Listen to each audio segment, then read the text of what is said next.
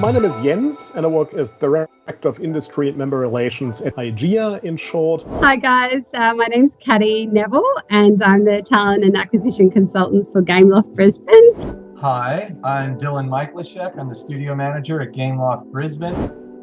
I do think there is a very exciting future ahead of it in terms of growth. As I mentioned, I do believe that over the next 10 years or so, this industry is going to grow to $1 billion industry that's going to employ more than 10,000 people. So that's a fairly significant trajectory there, and and a very exciting one. And I think this growth is going to come from numerous sources. You have the homegrown growth in the sense that there are Australian studios that are just going to grow bigger and bigger. Work on their own intellectual property and going to create some more worldwide hits. And then you also have the growth through international studios setting up branches here, given how attractive Australia has become as part of the tax rebates. So I think those are some of the sort of bigger trends, and they'll drive growth. I mean, we've already had, as soon as the digital games tax offset was announced in May, we've received numerous unsolicited responses from international players about setting up shop in Australia. So that certainly is quite exciting. Yeah, I think that the future is like Jens said, the future is growth. I think we're going to see a lot of international and national companies take advantage of this incredible opportunity. I mean, it's 45% of your production costs. That's enormous. I mean, that is insane. And in some cases, it's even better than what they have in Montreal, because as I understand it, in Montreal, it's 45% of your employment costs. So your salaries of people that are applicable, so this actually covers, and that is your biggest cost, but it does cover other things as well here in Australia.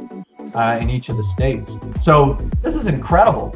This is just amazing. And that's going to be good for not only the investors, because, they can make games. The costs have gone down for making the games. So now they can take bigger risks. They can put more features in because the overall cost is less. So the games that they launch can potentially be even bigger. That it's going to help the teams and the employees themselves.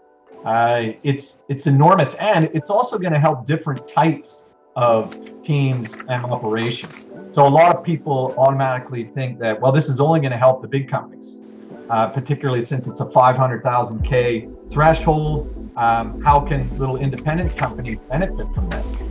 And once we get an ecosystem together, you've got people moving around on a constant basis, which is what you want.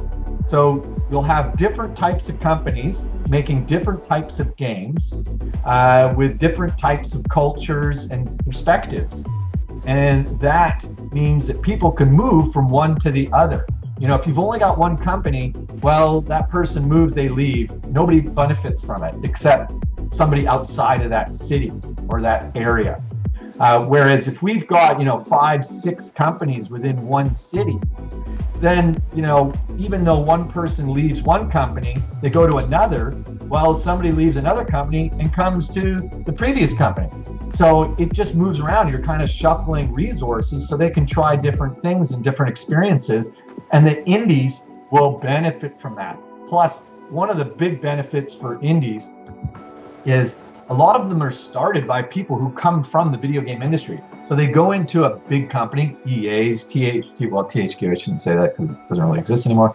THQ, the Sledgehammers, Ubisofts, they go there, they learn their craft, they go there at a young age, learn their craft, earn some money, and then they go, hey, I can now launch out on my own, and have a good chance of being successful. So that's where these incentives are going to appeal greatly to these big investors, the EAs, the Ubisofts. It's already appealed to Activision and Sledgehammer because they're growing.